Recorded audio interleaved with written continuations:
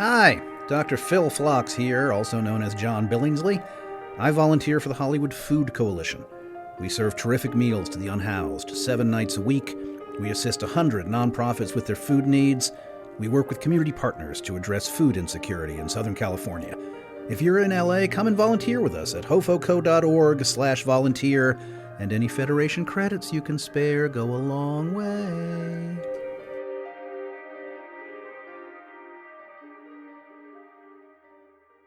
The Trek Geeks Podcast Network is proud to have Fansets as its presenting sponsor. Fansets is the place for amazing pin collectibles, with over 400 officially licensed Star Trek pins and new releases every month. Stay tuned for a special discount code good on your next order at fansets.com, just for Discovering Trek listeners. Fansets. Our pins have character. A clash of intellectual titans on this show, an admission, and a difficult choice. Season 4 of Star Trek Discovery continues to boldly go this week as Episode 5 shows us the very definition of a classic Star Trek episode. Stamets deals with a super scientist's ego while Burnham faces a difficult decision on an odd request from a colony prisoner. Set a course for the 32nd century, everyone. My name is Dan Davidson, and we are Discovering Trek Discovery.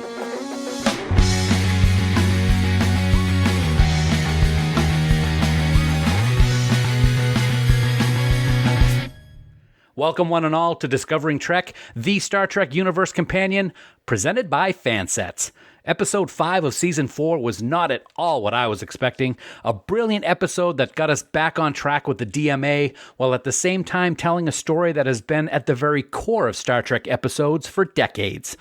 With 2 very strong plot points both on and off the ship, the episode still found time to have some amazing scenes between Culber and Kovich, and even a glimpse of problems to come regarding Zora? Maybe? Well, as you can tell, we got a lot to go over, so it's time to welcome my esteemed colleagues to the roundtable. First off, joining us from the Great White North, it's the wonderful and cheerful Sara. Hi, Sara. Hello! And her dog, Frank, which... Woof. Ran out, yes, absolutely. And up next, from clear across the very United States, all the way from the Golden State, it's the ever-indulging Kasey Shasky. What up, dog? Hey, everybody. Okay. And last but certainly not least, he's only 6 minutes away from where I record each and every week. And thanks to the pandemic, I've actually seen him in person as many times in the past 2 years as my other 2 co-hosts who are over 3,000 miles away. So that's going to tell you something. He is the wonderful and too close for comfort, Bill Smith. Hey, buddy, good to have you here. Wow, I am really good at reading comprehension, and I see what you did there, and I don't like it. I don't care. We got a lot to talk about, though, so let's fly. Black alert. Black alert. From here on in, folks, this episode of Discovering Trek contains spoilers, so if you haven't watched Episode 5 of Star Trek Discovery Season 4, stop listening right now. Head on over to Paramount Plus or wherever you watch Discovery, watch the latest episode, then head back on over to Discovering Trek. Failure to do that puts you at risk to find out plot developments and character details for the examples.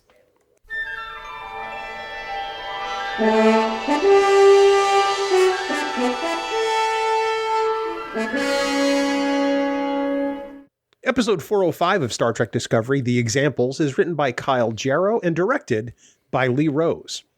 Burnham and Book race to evacuate a group of stranded colonists in the anomaly's path as one of the Federation's brightest scientists comes aboard the USS Discovery to do high-stakes research with Saru and Stamets. Originally released on December 16th, 2021, it is the 5th episode of Star Trek Discovery's 4th season. Trainees, to the briefing room. Well, guys, as we gather in the briefing room, as we do each and every week, let's get a very high-level thumbs up or thumbs down and why. And I'll start us off. Huge thumbs up. Best episode of the season by far for me. Everything about this episode, everything was just fantastic. I absolutely loved it. Kasey? I hear you, my friend. 2 big thumbs up. I think this was a very beautiful episode and beautifully haunting in certain ways. Loved it. Awesome. And Sara, what do you got? Oh, man. Thumbs up, big toes up, arms up, hands up, all of the above. Standing up. It was great. I loved it. Probably my favorite so far of the season. Bill, you with us? Yeah, I absolutely am. I'm going to round out the dais and say this is the best episode of the season so far. It does. The last couple of weeks, we've talked about how Discovery has hit sort of a DS9-esque era of storytelling where it advances the plot but tells some really good Star Trek stories. And this episode does that in spades. So 2 enthusiastic thumbs up from me. So that's 4 enthusiastic. Can we all say that it was the best episode of the season so far? I think 3 of us did. Did we all agree with that? Yeah, I think so. Yeah. Yeah, that's great. Yeah, it was fantastic. I loved so much about it. I loved all the reviews on social media. It seems to be universally accepted as one of the best episodes of Discovery this season, if not for maybe the entire run of the series. It was just that good. And for me, there was a lot of stuff that I really liked about this episode. But one of the things that I found questioning, but in a good way, is Book. I'm going to start off with Book tonight with my comments on what was going on in the episode. You know, the more Book joins the crew on away missions, the more I think it's a mistake. He's got a lot going on. His planet was just destroyed. He can have his opinion on what's going on in a particular away mission, but if he's going to constantly question orders and ideas, it's going to get really old real fast, not for just me, but for the captain, I would think. He's not Starfleet. He doesn't really, I mean, the relationship aspect can put kind of a twist on what's going on because she doesn't want to say no to Book, but Burnham's got to be captain. The comment that he made at the prison when he just said this is wrong under his breath as they were leaving, it aggravated me. I was like, okay, this isn't the Book that I know and love. So that was one aspect of the episode, Bill, that I thought was incredibly interesting and frustrating at the same time. That didn't frustrate me because, I mean, we've heard Kira do similar things in the scope of Deep Space Nine. I appreciate his honesty in that moment because he's not wrong. It is wrong, but unfortunately it's also right. And that's, I think, the moral ambiguity we get there. My fundamental problem with how they're arcing the Book character this year, I understand the loss that he suffered, but honestly, I don't understand why he's on the Discovery, aside from the fact that he's in a relationship with Michael Burnham. Why he just walks into Federation meetings at HQ, why he seems to be part of strategy. If he's I envision him as more of a Neelix style character, and I don't mean, you know, guy who cooks and provides merriment, but more of a guide in sort of that era for Discovery. And I feel like as far as where they're arcing the character this season, I feel like that's missing the mark a little bit for me.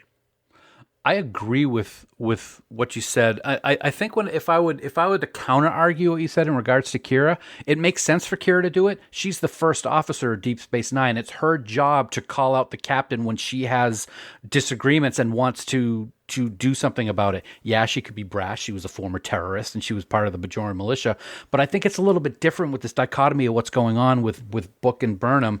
And I think Book is only there because he's got a cool ship that can change shape, Bill. I don't disagree with that part. I think it's in character for Book because Book is all about empathy. And somebody who is a being that exists in empathy is going to call out when something is wrong. It doesn't matter if he's a Starfleet person or not. He's kind of got that connection with Burnham. And I think that's the only reason why he does it. Let's stay on the topic of Book, Sarah. What are you going to say about what happened, not only with that scene, but what do you think is going on with Book so far, what we've seen in season 4? I'm on your side, Dan. I didn't like the way he behaved, and I'm kind of mad at him. And I don't like being mad at Book because I like Book, but I'm mad at him. I don't think it's appropriate for him to be on the side of the captain at all these events. I don't think it's his place to be questioning her decision. It wasn't an easy decision. It wasn't an easy moment to be caught in, and his under-the-breath comments aren't helpful. And it frustrated me too. I didn't like it. And I worry that this is going to be a sign of things to come because obviously his character has gone through something traumatic and it's shaping his way of dealing with things or communicating with people. And I'm like, oh no, if this is maybe like a hint at more, like, it's what's going to happen. I'm going to have mixed feelings so many times now. Yeah, you got to wonder if it's going to it's going to start affecting their relationship at one point. I mean, we already saw it in episode 2 with what he was dealing with and what Michael was going through with that. Kasey, what do you think? Do you think he was doing the right thing? Are you agreeing with Bill, or do you agree with Sarah and I on how things were done on the colony surface there? I think he's doing what's right by him. And so on this, like, I counter some of the other discussion and agree with some of it, is that, I mean, a huge portion of this season is pivoting kind of around this character. It was his home planet that is destroyed, okay? And so you can't sideline a character after making his suffering by the anomaly kind of a catalyst for the season. That's a good point. Okay. Then, and what he's able to do is bring a different perspective to the literal antique people on Discovery. It's 900 years later. There's some differences going on. So what I'm seeing he's doing so far, I haven't seen him like disagree with Burnham publicly, like on the bridge. There's the more intimate things in those scenes where he doesn't fully agree with her. And I mean, we're getting into a thing where it's a TV show. You must have drama. Because if everybody agrees, we're bored to tears. But it's odd, like you said, Dan, it's odd on certain things that have happened during the season of like, why is he on the bridge? Why is somebody who is from, the former Emerald Chain little colony there able to just walk on the bridge with no security, no detail, nothing, and just comes on and it's like, Burnham is quite strong and stands her ground. But it's like there's these very interesting decisions being made. And I keep wondering, are they trying to keep having Booker represent us kind of as the audience? Or are they trying to see, is this when people refuse to change or try new things or listen to new things, new cultures or whatever, is, what happens there?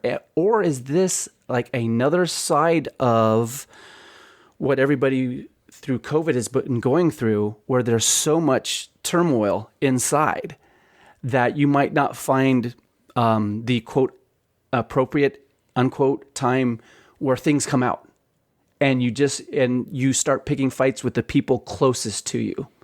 I don't know what's happening there.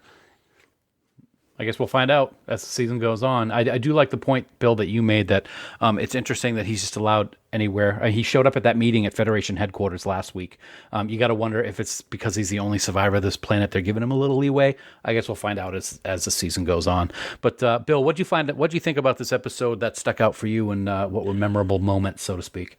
I have to say, since we've been talking about Book, let's talk a little bit about Burnham. Because, I mean, she's obviously the captain now, and I think it's time for her to sit in the chair a little more. Every week, Burnham has been leading away missions and taking the most high-risk action, very much like Kirk in a way, in that sense. But this has been a theme for this season so far. We've talked about Michael Burnham being a responsibility hoarder starting last season, and I think that she's hoarding all the wrong responsibilities. I think Starfleet should be driving this home. Like, look, you are the commander of this vessel now. You have a crew. Let them crew. Right. That's kind of just me, though. Plus, she seems to be able to fix every technology magically in every episode, and that's something else I have a hard time with. So everything seems to come way too easy this season, and I don't like the trend. If I have one thing to complain about, and complain I use very loosely this season, it's that I wasn't here for you guys when you talked about the episode where they saved the race of beings that had like latinum in their system. But that was the thing that I would have given that episode a thumbs down. It's my only thumbs down of the episode of the season is that episode. And one of the reasons I did is because she was able to understand their language, their technology, and fix the problem in like 10 minutes. And I'm sorry. That just doesn't work for me. And you're right. She did the same thing with the exploding beetles. Oh God! Killer dogs! With the flaming saws on the colony surface. So yeah, I do agree with you there, Bill. We never saw Picard go on away missions this much in the whole 7 seasons. Yeah, and she's been on 4 out of 5. Yeah. I think. So week 1, she's doing the jumpsuit, the space flight. Mm-hmm. It's like, come on, you got people who can do this, Burnham. Right. Let them shine. So, do you want me to go on to my next point, or do you? Yeah, absolutely. Actually, let's see, Sarah. What do you think? Do you think that that Bill's right in regards to Captain keeping that butt in the chair? Yes. I'll say it to her. Sit, relax, put your feet up if you have to. No, I totally agree. I did like the last scene, though, when she was telling the Sovereign Majesty just about, like, this is my ship, you know, you're in my house now, I'm in charge. I really liked seeing that. I want to see more of that. That was awesome. I don't like to compare Star Trek series to Star Trek series. I never do. They're all their own independent things. But listening to you guys talk and paying attention to Michael Burnham, I can't help but compare her captain role to the other captains and stuff that she's doing. I can't picture, like, imagine like Captain Picard with Bosch right there next to him, like helping, like, no, it's just like with the book, you know what I mean? And I just, or Neelix even being that much more involved with Janeway in the, I don't know this region, but you do. Yeah, there's just certain things that I'm like, okay, well, yeah. I mean, I like her as captain, but there's a lot of growth and yeah, there's room to grow. 100%. She's had command things going on for a while now, but it seems that she still has a lot to learn about being the captain. Yeah. And you know, like, we're all watching it at the same time, so maybe we'll see that growth. Bill, what else you got, bud? I can't decide if I like Ruon Tarka or not. I mean, don't get me wrong. Sean Doyle delivers a fantastic performance. I've wanted to see him in Star Trek for so long. And I could have seen him as a series captain, but that's another story for another time. But as far as this character goes, he seems to be part Elon Musk and part Tony Robbins, both of whom I think are just bat guano crazy. And judging from the thing on his neck, I really want to know more about his time in an Emerald Chain camp for sure, because that's got to be what that is. I got to tell you, when I saw it, I had to rewind it like 3 times because I'm like, is that the mark that the alien symbiotes had at the end of one of the TNG seasons Nope. And it wasn't, obviously, but I was like, oh, wouldn't that be quite a curveball if something like that were to happen? But yeah, people online seem to be in agreement with you, Bill. That's an Emerald Chain mark. Book certainly recognized it. Something's going to happen. And to build off of what you just said about Tarka, this egomaniac scientist trope in Trek has been around since Richard Daystrom. And it has, for me, it has never worked as well as it has with Doyle's performance. I mean, he's just so in love with himself. It's just fantastic. He is hiding something. There's no shock there, as you said. But his method for getting things done, I really appreciated, especially that screaming moment between he and Saru. I thought that was just great because I don't think anybody expected Saru to have a set of lungs like that. Yeah. That was pretty awesome. I really like the character. I like the character, but I don't like the character. I'm kind of like where you are, Bill. Yeah. He's very cool, and Doyle is phenomenal, and I thank him for responding to my tweet because it made my day. But yeah, we're going to see more of him, and I can't wait to see what happens, Sarah.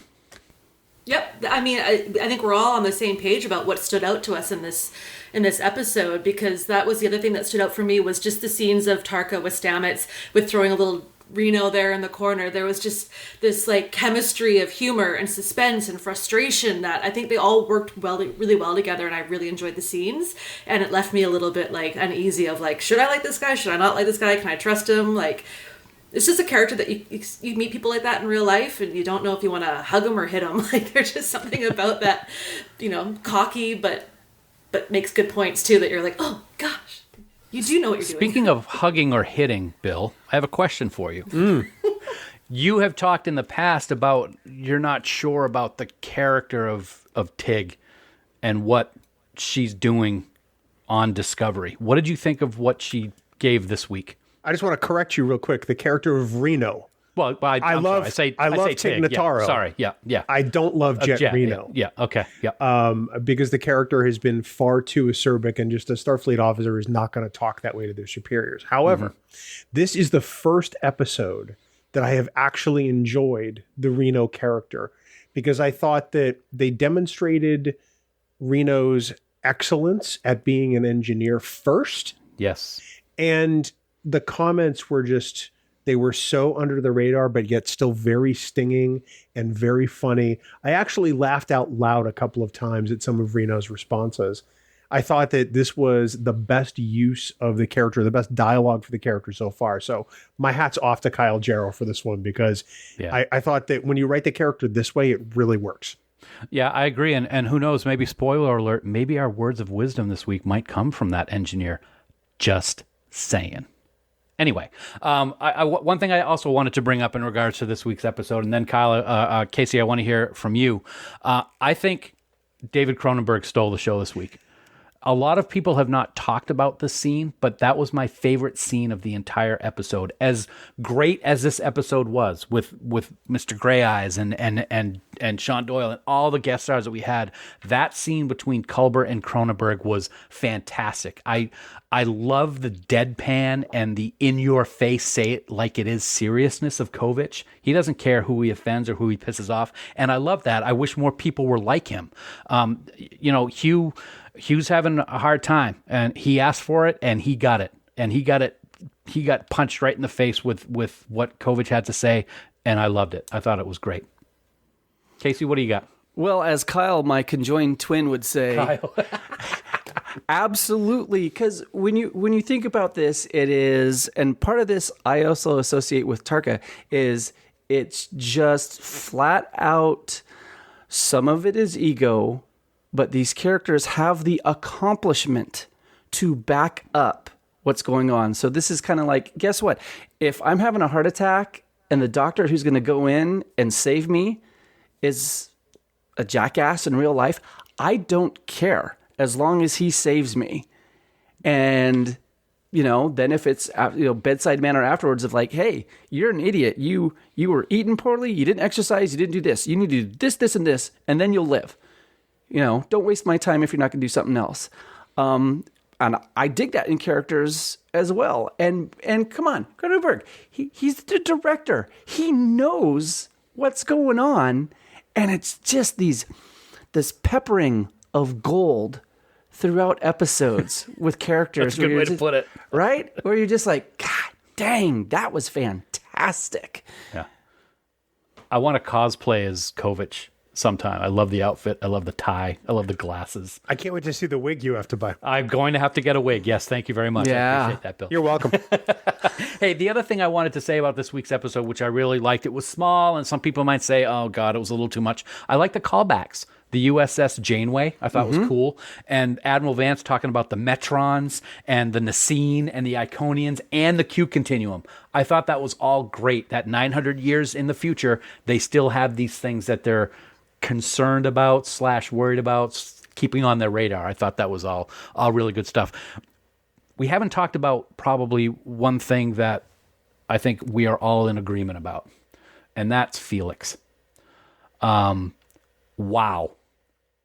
I don't even know where to begin with this. It was just Michael Grey Eyes just did a phenomenal job. I have not seen anything else he has ever been in, but I can tell you I'm going to be watching True Detective season 3, and I'm going to be watching all these other things that people on Twitter have been talking about that he has been in. He was phenomenal. He was only in the episode, maybe 15 minutes, 20 minutes tops, and he was just absolutely amazing. What a great character. What a great portrayal of him, Bill. And I'm really sad that I don't think we will ever see him again as that character, obviously, unless there's some kind of weird thing that happens, which could always happen in Star Trek, but he was phenomenal. It was very overwhelming. I remember watching the episode the first time and just feeling a whole lot of emotion based on, the guilt that this character, lives with and chooses to bear. Sarah, last week, I think it was off mic, you told us you couldn't wait for this to talk about this week's episode because of Michael Grey Eyes. And I said, okay, all right, cool. I'll watch it. Now I understand why, because this actor just did a phenomenal job. I literally was blown away. And to the point where I still have a hard time talking about it because I think his performance really just touched me that much. Yeah, Canadian treasure right there. I mean, he's a phenomenal actor. I loved him from Fear the Walking Dead, Rutherford Falls, True Detective. He's outstanding. And to see him join into the world of Star Trek was such a nice surprise. And I wish that there was a way that we could just say, and here's a character we're going to see more of. But nope, unless we all just demand loudly we want a whole side movie about his whole backstory. I'm up for that. Yep. I'm in. Voting for that. I'll sign it. Absolutely. I'll sign a petition. There you go. Yep. And just the scene, I mean, it was the last scene, but I thought it was done right, of seeing him standing there on the colony surface, Kasey, as the light from that son was coming, and he was killed. Even the scenes where he didn't say anything, they were strong scenes from him. It's a beautiful episode. Yeah. Visually, emotionally, story-wise. I mean, everything that's going on. Think about how almost everybody in this episode is emotionally compromised in some way or another. And so we got it with Booker, Felix, Saru, Culber, Tarka, Zora even, okay? It's just, that, golden glow at the end as he is accepting his fate. And it was just like, oh yeah, this episode's going to stick out in Trek lore for quite some time. Yeah, absolutely agreed. Fantastic episode. The Trek Geeks Podcast Network is proud to have Fansets as its presenting sponsor. Their love of Trek can be seen in every single Star Trek pin they produce, and with over 400 pins to select from, and new pins being added every single month, you are sure to find whatever you're looking for to add to your collection.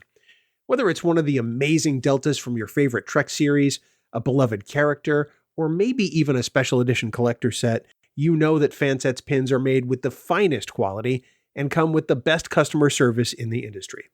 So head on over to fansets.com today, check out all of their amazing pins from all the different genres they represent. Start by adding a bunch of pins, accessories, or even gift cards to your shopping cart, and at checkout, enter discount code word Discovering Trek for an amazing 10% off your entire order. That's Discovering Trek in all capital letters with no spaces for 10% off your fansets.com purchase. And don't forget, if you're in the United States and spend more than $30, you're also going to get free shipping. Fansets. Our pins have character. And we thank our friends at Fansets for being the presenting sponsor of the Trek Geeks Podcast Network. Of all the souls I have encountered in my travels, his was the most human. Well, Star Trek has always been a reflection of our times, and in this segment, as we do every week, we're going to take a look at what this episode helped us discover about humanity, or perhaps even what it tells us about ourselves. And I'm going to go ahead and start this week. And the thing that stuck out for me this week was guilt, and not Felix's guilt. It's not what I'm going to focus on. Guilt sucks, and it can consume you. It consumed me for the better part of 20 years. It sucked every aspect out of my will. And my guilt was nothing like the guilt that Culber was facing in this week's episode. Think of it. Kovich was right. The survivor's guilt that Culber is facing is infinitely worse than anything anyone else has ever faced. Middle finger to everyone who has ever lost someone, which is everyone indeed. Great quote by the Kovich this week. But Culber knew he had to talk to someone, even it was the most deadpanned and lay out the facts person possible. And I can credit him for that. Look, when you feel guilty about something that you've done, it's pretty much impossible to be talked out of that guilt. But at least talking to someone is a first step. The scene between Culber and Kovich was a small scene in this week's episode, but it spoke volumes to the characters of both Culber, Kovich, and with me as well. Seek out help when you're at a low point because, as we've seen, chances are someone feels lower than you do, even if it feels like a complete impossibility. Now, if you'll excuse me, I do have a 2:00 meeting. So, Bill? Oh, thank you. Mine is brief this week, and that's because I kept coming back to one main point. In this colony, individuals are made examples to the rest of their society and incarcerated for even seemingly minor transgressions. The prisoners say that's not justice, and they're right. And this boils down to the fact that justice that serves only the powerful and those in power is not justice at all. It's tyranny. And it's something that we see here in America every single day. Sarah? I find that a lot of the episodes of Discovery to be very emotional episodes more than other Star Trek series. And this one, in my opinion, covered a huge span of emotions that I'm really seeing being felt by people everywhere in the world right now because of COVID-19. because there's such just different ways that we're all approaching it and dealing with it, and different roles we play. I know people working on the front lines of the COVID fight, and I saw that in a lot of this. I mean, Book is angry. He's in fight mode. He wants answers. He wants justice. He's trying to save people, but he's dancing near that line of being selfish or vengeful almost. Is it helpful? Is it harmful? And then you have Culber, who's exhausted and overwhelmed, short-staffed. He's holding on for dear life, trying to help everyone but himself, like nurses and doctors who are working tirelessly to save those that believe in what they do and those that laugh in the face of what they're trying to do. And then you have Stamets and Tarka just pushing boundaries, aiming for breakthroughs that could save lives, the passion and determination that can come too close to danger. And then you have Zora facing emotions for the first time, or new emotions, trying to comprehend how to respond and relate to others. And Felix, who's just fighting to save others and demanding justice in the meantime. It's just like, it's so much that it represents the mood of the world, in my opinion, and it was exhausting to watch, but it was a little comforting too, because it's just, feeling it with other people. Well said. Kasey? Well, everyone's tired. On the show, they're tired. In real life, we're tired, exhausted, running on fumes. While some are trying their best to look out for others, while some are only looking out for themselves. I mean, what is the point where we can no longer bend and we break? Some are carrying the burden for previous actions in their life, but accept that they need to own that burden and accept it as part of their penance. You don't get to hurt others and then whisper and I'm sorry to the universe and everything's hunky-dory. You don't get to decide if you hurt someone else. They decide that. One must accept the consequences of their actions and how it affects others, and then take responsibility. I mean, on the show The Boys, Homelander thinks he can get into heaven by only saying a silent apology to God. Instead of changing his actions, he continues to hurt others because it doesn't accept responsibility for any of his actions. In real life, I hear people saying, well, if it doesn't affect me, it doesn't exist. That's horse crap. What affects others affects all of us in some way, directly or indirectly. And it's exhausting to deal with people who think that the rules don't apply to them. And I think we're all tired and we all need a break. Commendation, palm leaf of Axonar Peace Mission, Grand Kite Order of Tactics, Class of Excellence, Prenteris Ribbon of Commendation. All right, boys and girls, it's time for some awards. It's Starfleet Commendations time. What were your favorite moments or favorite people in this week's episode? The examples. And Bill, why don't you make an example out of all of us and tell us what you had this week? I'm sorry, I was coughing. Did you say me? Yeah, I did. Okay, sorry about that. That's okay. I'm gonna go in a slightly different order than I have on the page. First off, my first commendation of the week goes to Sean Doyle. Tarka. I mean, he loves him. I love him. That's really what it comes down to. I'm not sure if I like him though. And that's really what remains to be seen. My second commendation of the week has to go to Michael Grey Eyes. Such a powerful and impactful performance. And I don't know that part resonates nearly as well with the different actor, which I think is probably the highest compliment I can give him in this case. And then lastly, my largest commendation of the week has to go to writer Kyle Jarrow. Kyle has created a script here that speaks to the very heart of Star Trek, while also doing a great job advancing Discovery's arc for the season and also some amazing character development. So fantastic job from Kyle. I can't wait to see more from him.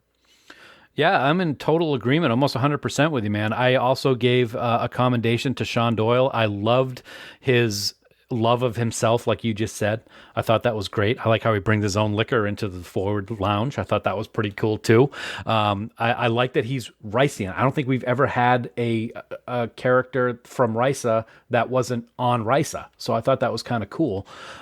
He did a great job. And as with you, Michael Grey Eyes was just... I cannot say enough about his performance. And somebody on Twitter, when I talked about how awesome it was, says that I must have had too much sugar today because I was like way over exaggerating. No, I wasn't. He did that good a job. And I mean like Emmy good. I mean, he was perfect in this role. And because of this episode, I'm going to start watching stuff that he was in just because he's that good at his craft.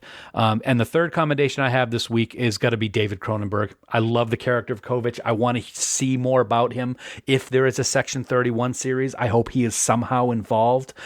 It would be great to see him on a regular basis. I can't get me enough Kovich, so bring him back some more. Those are my commendations for the week. Sarah, what do you have? Because no one's mentioned it yet, Michael Grey Eyes. Hello. Did you guys not pay attention? No. I mean, What? Right? How can you not? I just it speaks for itself, and I'm a fan. I was a fan going in. I'm a fan coming out. Love it. Just yeah, Emmy worthy in my opinion too. I don't think that that's stretching at all, Dan. Sean Doyle, fantastic new addition. Yeah, cheeky. And I like that. I like cheeky. And he's definitely cheeky. And then my other one is, it was a small scene, but it was a scene that hit me. And it's Annabelle Wallis, the voice of Zora. That little moment, it's acting in that voice, and that's not easy to do. And I felt it. And where's that Something's going to happen with this. Man. They didn't put that there for anything. Yeah. They did. There's a reason. That's going to be great to see what happens. Yeah. Kasey, what do you have for your commendations, my friend? I have one commendation. One. Worked hard, but it's split for two people. Well, I have one and Kyle has one, my twin. So we actually have two. I'm going to live that down. No, you're not.